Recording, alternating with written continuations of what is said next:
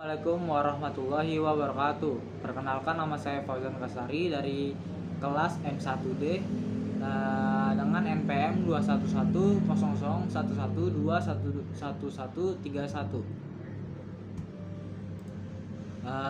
Saya di sini ingin mempresentasikan tentang persaingan pasar monopolistik.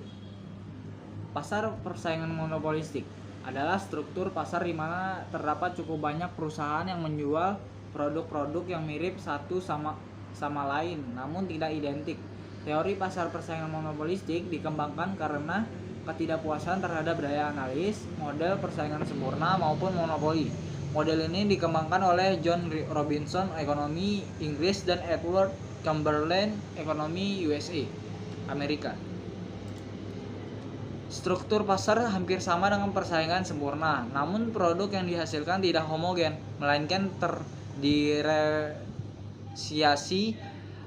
Diferensiasi ini mendorong perusahaan untuk melakukan persaingan non-harga. Output yang dihasilkan sangat mungkin saling menjadi substitusi. Karakteristik pasar persaingan monopolistik. 1. Produk terdiferensiasi. 2. Jumlah perusahaan banyak dalam industri. 3. Bebas masuk dan keluar pasar. 4. Produk yang terdiferensiasi. 5. Produk dapat dibedakan oleh konsumen dengan melihat siapa produsennya. 6. Barang-barang tersebut dapat dibedakan oleh kualitas barangnya, model, bentuk, warna, bahkan oleh kemasan, merek, dan pelayannya. Contohnya dapat dilihat dengan begitu banyaknya merek pakaian dan sepatu.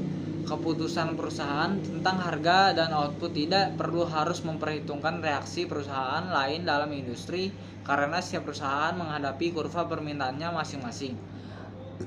Bebas masuk dan keluar pasar. Laba supernormal akan mengundang perusahaan baru untuk memasuki industri.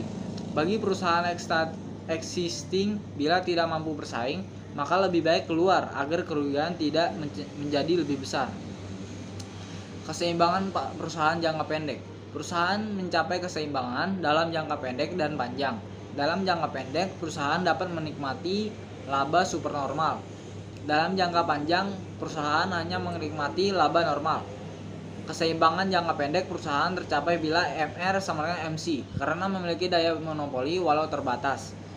P lebih baik MC atau P lebih banyak MC, tetapi kemampuan eksploitasi laba relatif terbatas karena kurva permintaan yang dihadapi sangat landai. Pasar persaingan monopolistik dan efisiensi ekonomi. 1. Laba supernormal yang dinikmati perusahaan mengundang perusahaan pendatang memasuki industri. 2. Masuknya pendatang memberikan dua kemungkinan terhadap permintaan perusahaan lama. 3. Pelanggan makin setia. 4. Pelanggan makin bersifat memilih. 5. Perusahaan hanya dapat bertahan dalam jangka panjang jika mampu menikmati laba normal pada saat harga jual sama dengan biaya rata-rata. P sama dengan AC. Keseimbangan perusahaan dalam jangka panjang. Dibandingkan pasar monopoli, persaingan monopolistik masih lebih baik dilihat dari lebih kecilnya total kesejahteraan yang hilang, dead weight loss. 2. Dibanding pasar persaingan sempurna, pasar persaingan monopolistik masih kurang efisien. Penyebabnya, harga jual masih lebih besar dari biaya marginal. P lebih banyak dari MC. Pengaturan pasar monopolistik. 1. Ketidakefisienan yang dihasilkan perusahaan yang beroperasi dalam pasar persaingan monopolistik tidak perlu pengaturan karena daya monopoli yang relatif kecil menyebabkan kesejahteraan yang hilang relatif kecil. 2. Permintaan yang sangat elastis menyebabkan kelebihan kapasitas produksi relatif kecil.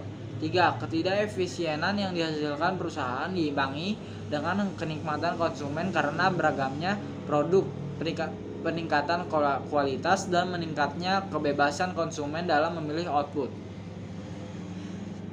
Sekian presentasi dari saya, kurang lebihnya mohon maaf. Wassalamualaikum warahmatullahi wabarakatuh.